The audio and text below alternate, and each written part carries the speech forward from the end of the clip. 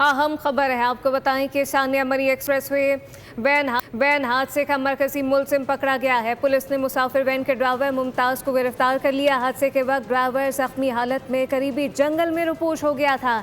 जख्मी ड्राइवर जंगल में बेहोश हो गया था। बाद रावलपिंडी फरार हुआ। सानिया मरी एक्सप्रेसवे वैन हादसे का मरकजी मुलजिम पकड़ा गया है। पुलिस ने मुसाफिर वैन के ड्राइवर मुमताज को गिरफ्तार कर लिया, जबकि हादसे के वक्त ड्राइवर जख्मी हालत में करीबी जंगल में छुप गया था। जख्मी ड्राइवर जंगल में बेहोश हो गया, बाद रावलपिंडी फरार हो गया।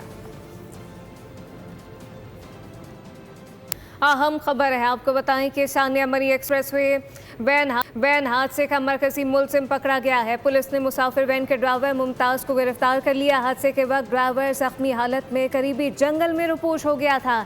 जख्मी ड्राइवर जंगल में बेहोश हो गया था। बाद रावलपिंडी फरार हुआ।